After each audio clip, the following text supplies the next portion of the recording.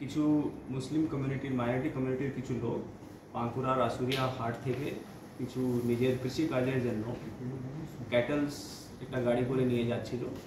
সেই সময় আমাদের পোকোবন থানা অন্তর্গত গামন ব্রিজের কাছে একজন परिजात गांगुली, दीपक दास एवं 15-20 अन्य लोग ওই গাড়িটাকে আটকায় এবং ওদেরকে সিভিয়ারলি মারধর করে গাড়িটাকে ড্যামেজ করে কিছু টাকা পয়সা ছিল ওদের কাছে সেটা ছিনতাই করে এবং যেটা আপনারা দেখেছেন একটা ভিডিও ভাইরাল হয়েছে কীভাবে ওদেরকে বেঁধে মারপিট করছে।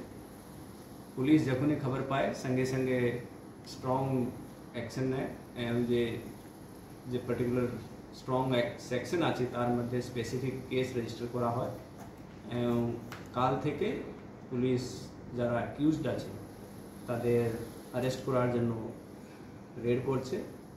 আজকে আমরা দুজন, যার মধ্যে একজন যে মেন দীপক দাস ছিল সেটাকে অ্যারেস্ট করেছি এবং আরও একজন আমরা অ্যারেস্ট করেছি।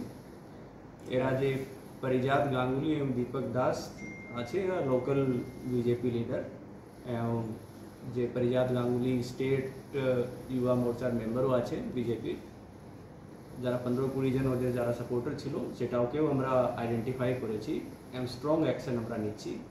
আমরা আপনার মাধ্যমে এটা বলতে চাই এইসব ঘটনা কোনোভাবে বরদাস্ত করা যাবে না এবং যারা যারা ইনভলভ আছে প্রত্যেককে এই কেসে আমরা অ্যারেস্ট করব এবং যে লফুল অ্যাকশন আছে সেটা আমরা নেব। এর জন্য ওদের কাছে যে কাগজ ছিল ওটা নিয়ে কতগুলো ছিল গরু?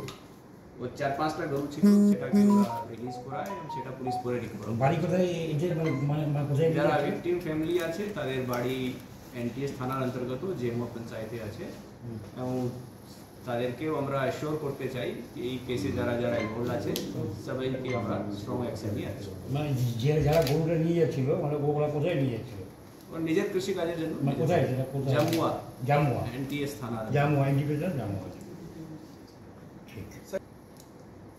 इससे पहले मैं यही कहना चाहूँगा कि इस तरह की कोई भी घटना बर्दाश्त नहीं की जाएगी।